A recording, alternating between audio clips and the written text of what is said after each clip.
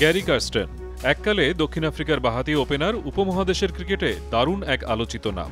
2011 সালে কোচ হিসেবে ভারতকে বিশ্বকাপ জিতিয়েছিলেন সাবেক এই প্রোটিয়া তারকা। এবার কার্স্টেনকে ভরসা মানছে ভারতের চিরশত্রু পাকিস্তান। তাকে সাদা বলের কোচ করেছে দেশটি, অর্থাৎ ওয়ানডে ও টি-20 সামলাবেন তিনি। আর টেস্ট দলের দায়িত্ব দেওয়া হয়েছে অস্ট্রেলিয়ার সাবেক পেসার জেসন গিলেস্পিকে, যার বর্তমান পরিচয় একজন কোচ। ওদের দুজনের অসাধারণ ট্র্যাক রেকর্ড ওদেরকে এখানে টেনে এনেছে।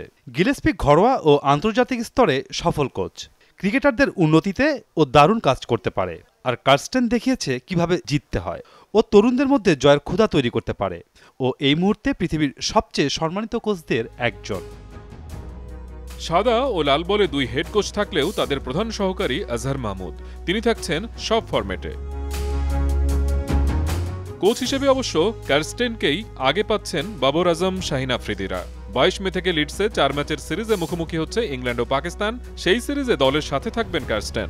এরপরই বাবর আজমরা উপস্থিত হবেন যুক্তরাষ্ট্র ও ক্যারিবিয়ানে অনুষ্ঠিতব্য টি-20 বিশ্বকাপে। কোচ হিসেবে ভারতকে 2011 বিশ্বকাপ জেতানো কার্স্টেন এখন আইপিএলে গুজরাট টাইটান্সের মেন্টর হিসেবে কাজ করছেন।